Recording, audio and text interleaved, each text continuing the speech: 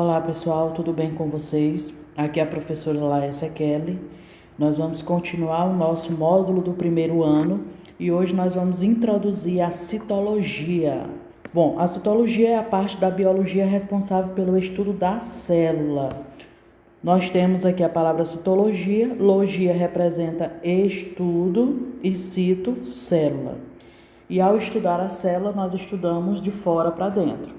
Quem reverte externamente a célula é a membrana plasmática e alguns modelos foram propostos para tentar explicar como seria essa membrana, né? O primeiro modelo foi de Dawson e Daniele, 1954, ficou conhecido como modelo sanduíche, onde é observado no modelo dele, que é esse número 1 aqui, duas camadas de fosfolipídios. Nós temos aqui uma camada e em cima nós temos a segunda camada. Para quem não lembra, o fosfolipídio, eu já expliquei isso lá na aula, tanto na aula sobre a água e também na aula de lipídios. Ele possui uma cabeça e duas hastes de ácido graxo.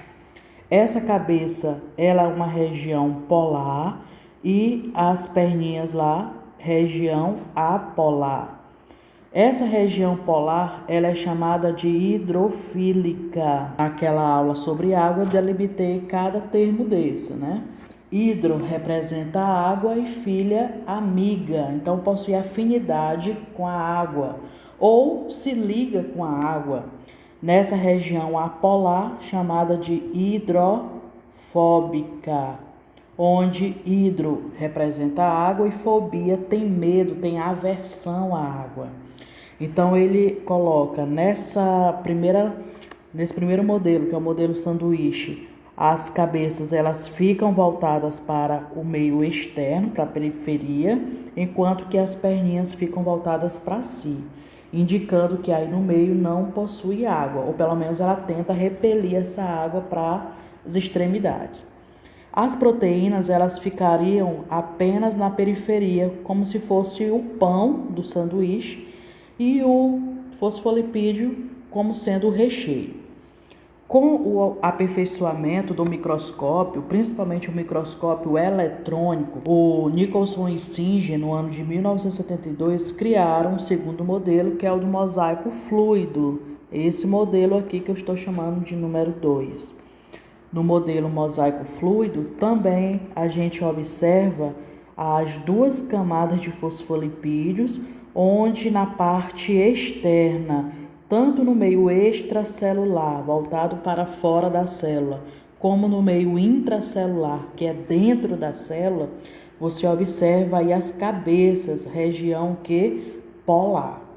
E nessa parte do meio, na parte mesmo intramembranosa, a gente observa as perninhas de ácido graxo, região hidrofóbica ou apolar.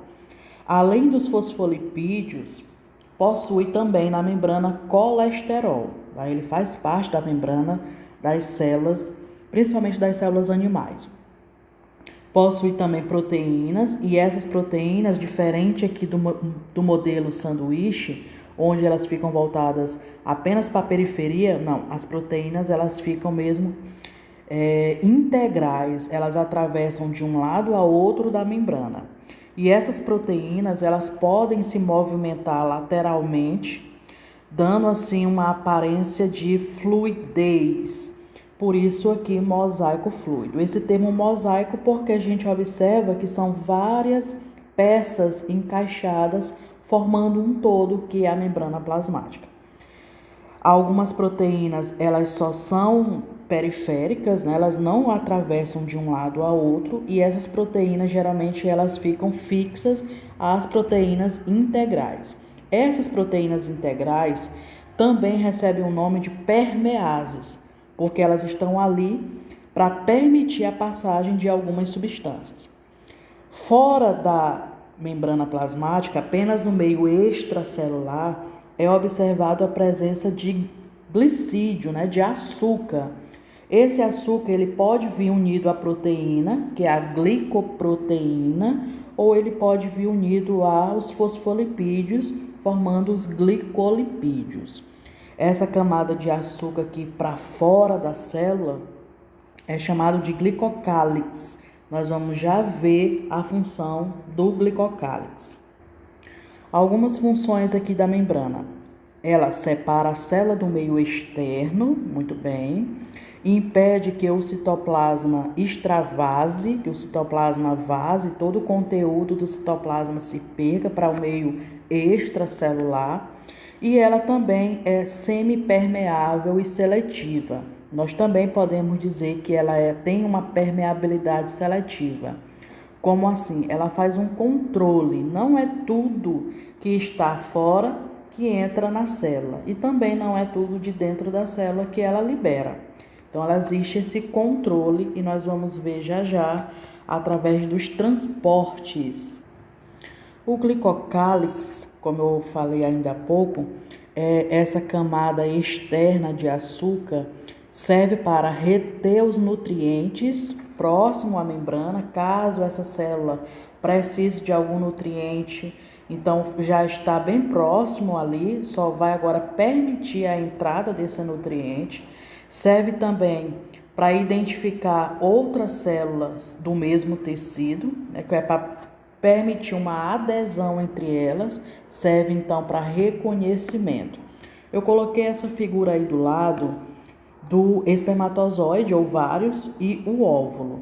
Como são células, então, possuem membrana e para fora dessa membrana existe esse glicocálix. Um espermatozoide, ele só vai fecundar um óvulo se esse açúcar for igual. Então, existe um reconhecimento e existe uma adesão. Eles agora se unem. Aí sim o espermatozoide consegue adentrar no óvulo. Então, a gente pode afirmar que o espermatozoide humano, ele só consegue fecundar o óvulo se for de um humano, se for da mesma espécie. De uma outra espécie não existe esse reconhecimento, porque os açúcares são diferentes, as proteínas são diferentes. Olha como Deus faz as coisas perfeitas. Além de promover maior resistência, é uma resistência extra para essa membrana, essa camada de açúcar nessa parte de fora. Vamos ver como ocorre essa passagem de substâncias pela membrana. Nós chamamos isso de permeabilidade seletiva. E o transporte pode ser de dois tipos, pode ser passivo ou ativo.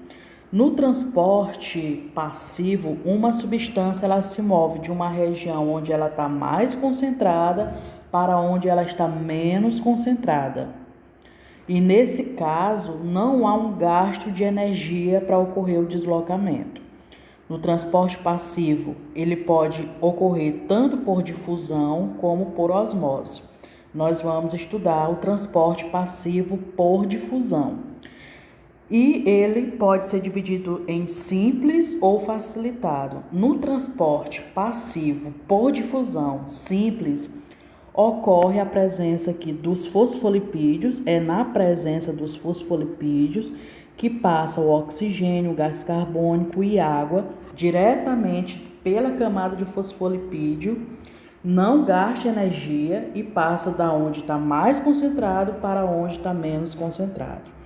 Essa diferença de concentração a gente chama de hipertônico e hipotônico. Tônico significa concentração. E hiper significa muito. Então, nós temos aqui o sinal de mais, indicando que está mais concentrado. E o hipotônico, tônico representa concentração e hipo representa pouco. Então, eu vou colocar aqui o sinal de menos. Aqui o sinal de mais e o sinal de menos. O que está acontecendo? O soluto é qualquer substância que em contato com um solvente ele se dissolve. Pode ser... Aqui no caso, o oxigênio e o gás carbônico representam o soluto, que são substâncias que se dissolvem na presença da água, certo? Então, ele passa do meio que está mais concentrado para onde está menos concentrado. Não gaste energia para fazer isso. Nós temos aqui, para simbolizar, ou para melhor exemplificar, nós temos aqui um recipiente com água, e aqui eu coloquei alguma substância que em contato com essa água, ela se dissolve. Pode ser sal, pode ser açúcar, pode ser uma pedrinha de naftalina. por aí vai. Temos vários aqui. Com o passar do tempo, essa substância que estava concentrada só numa região, ela começa a se espalhar, com a finalidade de agora igualar concentração, tornando o meio agora isotônico.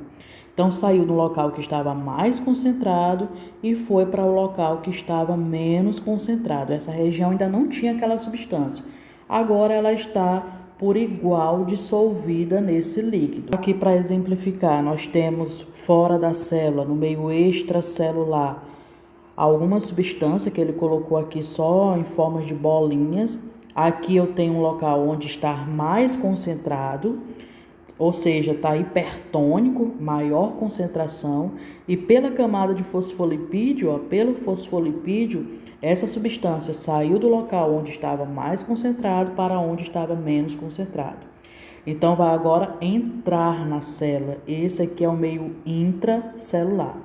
É assim que acontece, por exemplo, com o transporte de oxigênio e gás carbônico pela hemácia.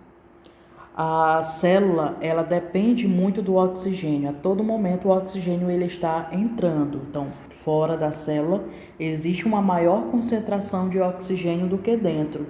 Então, a tendência é entrar. Por que que dentro é menor a concentração? Porque a todo instante a célula ela está respirando, está consumindo esse oxigênio e liberando gás carbônico.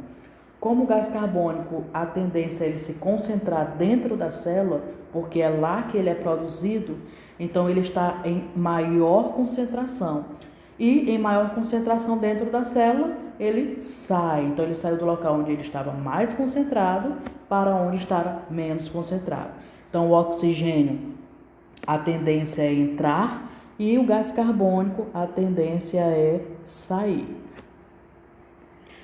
Agora, no transporte passivo por difusão facilitada, ocorre através das proteínas permeases, que elas se deformam para permitir a passagem de substâncias maiores, como no caso aminoácidos, que são os monômeros das proteínas, glicose e sais minerais. Então, essas substâncias elas vão passar através da proteína permease e não pela camada de fosfolipídio. Pela camada de fosfolipídio passa, no caso, é a difusão simples, não é isso? E pela proteína permease, a facilitada. Também sai do local onde estava mais concentrado para onde estava menos concentrado. Resumindo, nós temos uma tabelinha aí explicando, né? Diferenciando a difusão simples da facilitada. Vamos para a osmose. A osmose é a passagem de água, só que ela é o inverso da difusão. Enquanto que na difusão é do mais para o menos, a osmose é do menos para o mais. O que se passa? O solvente. E quem é o solvente natural e universal? A água. Então, é a água agora que é transportada de um lado para o outro. Nesse exemplo do copo, a gente observa que as bolinhas pretas são água e foi colocado de um lado mais açúcar do que o outro. E bem no meio do copo tem uma membrana semipermeável, digamos que seja o papel celofane, que faz muito bem esse papel, de ser uma membrana semipermeável. Então, como aqui desse lado, que eu vou chamar de lado B, esse de lado A, o outro de lado B. Como o lado B está em maior concentração, né, o meio hipertônico, ele possui mais açúcar do que o meio A, que no caso é o meio hipotônico, a água agora ela vai sair do local onde ela estava menos concentrada para onde ela está mais. Olha como é que ocorre a osmose. Ela é o fenômeno inverso da difusão. Na osmose sai do meio menos para o meio mais. Então, você observa agora um desnível, né? O volume de água do lado A diminui. Para onde que foi essa água? Foi para o lado B, a fim de equilibrar, de tornar o meio isotônico. É muito observado isso em tempero de salada, e muitas questões tratam disso. Você tempera uma salada, com o tempo, se ela não for consumida logo, você observa a desidratação das folhas, desidratação do tomate, por exemplo. Por quê? O que aconteceu? Digamos que essa seja a célula do vegetal.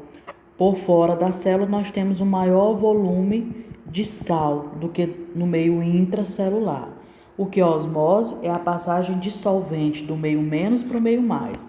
Como aqui está mais concentrado do que dentro, a tendência é a água sair. E se a água está saindo, ela está desidratando o vegetal. Nós temos a explicação das hemácias. Muito cuidado, isso gosta de cair em questões de prova, tá?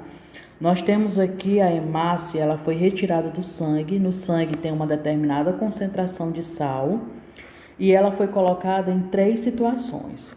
Numa solução isotônica, iso representa igual, quer dizer, possui a mesma concentração de sal do ambiente onde ela foi retirada. Ela foi retirada da onde? Do sangue.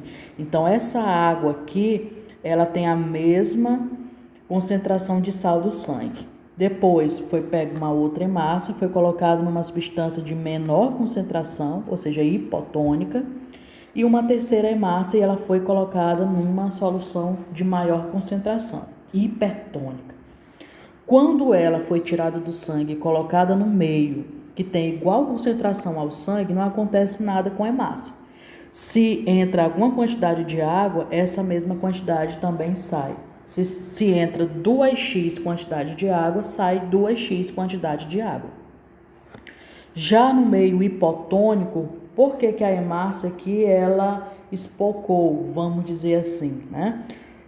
Porque ela possui maior concentração de sal em relação ao meio, o meio tem menos sal.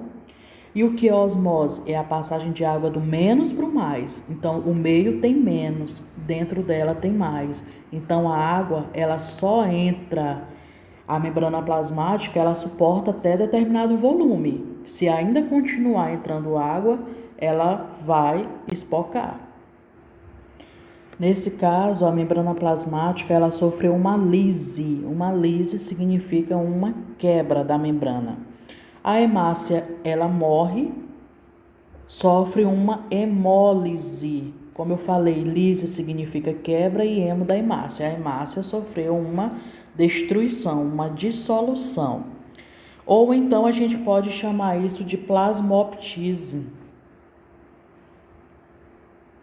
Na plasmoptise, nós temos uma expulsão, né, do conteúdo de dentro da hemácia. Já que na terceira solução, que é a solução hipertônica, você observa que a hemácia, ela murchou. Por quê? Aqui nós temos uma maior concentração de sal, lembra que o meio ele é hipertônico em relação à hemácia. E por osmose, o que é osmose? Passagem de solvente do menos para o mais. Onde tem menos? Dentro da hemácia. Onde tem mais? Fora da hemácia. Então ela perde água. Então ela está se desidratando, né?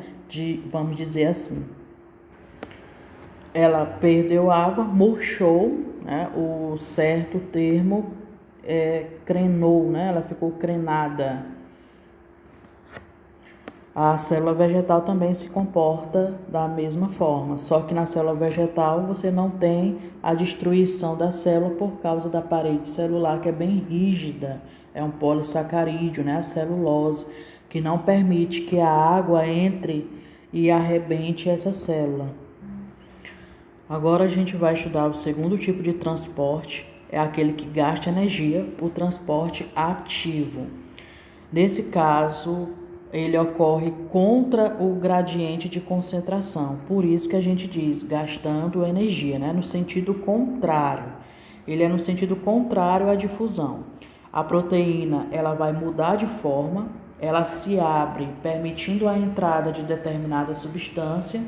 Depois, essa mesma proteína, ela se abre para dentro da célula, quer dizer, na face oposta, e solta a substância do outro lado da membrana. Essa passagem de substância pela proteína permease ocorre gastando-se a energia, e na célula essa energia é chamada de ATP. Por isso que aqui você está vendo esse símbolozinho, né? O ATP significa adenosina trifosfato. Mais à frente a gente vai entender o que seria esse ATP. Existem vários tipos de transporte ativo, mas o mais conhecido é a bomba de sódio e potássio. E vamos entender como ocorre esse tipo de transporte. Você está observando que a concentração de sódio, que é o símbolo químico aqui, o Na, é menor dentro da célula do que fora. Se fosse um fenômeno de difusão, onde ele está mais concentrado? Fora. Então, por difusão, ele passaria para dentro. Só que a célula ela não quer sódio. O sódio é sal. E o sal a gente viu que ele puxa a água. Como a membrana plasmática ela tem determinada flexibilidade, se ultrapassar daquilo ocorre a lise, a quebra com a morte da célula, então ela rejeita, ela tenta expulsar a menor quantidade que ela tem. Ela tem mais concentração fora de sal do que dentro. Então ela tenta expulsar, ela empurra, ela perde energia para fazer isso. Já o potássio, a gente observa que a concentração de dentro da célula, né, do citoplasma, é maior do que fora. Se fosse por um processo de difusão, pelo fato dele estar mais concentrado dentro, a tendência é ele sair, mas a célula ela gosta de potássio. Ela usa o potássio de várias formas, na respiração, na hora da substituição de uma organela que foi destruída, né, a regeneração de outras organelas. Principalmente os neurônios, né, utilizam muito potássio nas sinapses nervosas. São termos que a gente vai estudar e vai conhecendo aos poucos, tá? Não se apavorem ainda. E para encerrarmos, né, para o vídeo não ficar muito extenso, nós temos o transporte em massa, que pode ser por fagocitose e pinocitose. Esses termos eu falei lá no reino protista, quando eu falei dos protozoários, né? A forma de alimentação dos protozoários, principalmente da ameba. Então vamos lá, relembrar. A citose significa célula e fago representa comer. Então quando é uma partícula sólida, a célula ela vai abraçar essa partícula, emitindo esses falsos pés. Vamos observar como acontece aqui nessa ameba. Nós temos aqui uma partícula sólida e ela vai começar a projetar falsos pés, que são chamados de pseudópodes. Podos representa pés e pseudo, falso. Então ela abraça esse alimento. Isso é a fagocitose, por ser uma partícula sólida, quer dizer, ela está comendo. Essa partícula agora, ela vai se envolver de membrana plasmática e nela vai atuar os lisossomos, né, destruindo esse alimento aí. Nós chamamos de vacúolo do fagossomo. Aquilo que não foi digerido, a célula vai expulsar, que é a chamada plasmocitose, né, a forma de defecação da célula, ou simplesmente exocitose. Citose, célula, e exo significa para fora. Na pinocitose, citose representa célula e pino bebê. A célula vai beber. Para isso, ela invagina a membrana. Então, digamos que aqui seja a ameba, nós temos partículas bem pequenas, então ela não vai abraçar o pseudópodes, ela vai simplesmente invaginar aqui a membrana. Então, a membranazinha aqui, ela desce, a membrana plasmática, ó, invaginou, para formar um suco por onde vai descer essas partículas líquidas. Depois ela fecha aqui. Então, a forma dela beber é por invaginação. A membrana plasmática, ela entra. E a forma de comer é abraçando o alimento sólido por pseudópodes. Ok, pessoal? Essa foi a nossa aula de hoje. Espero que vocês tenham entendido. Até o nosso próximo encontro. Fiquem com Deus. Tchau.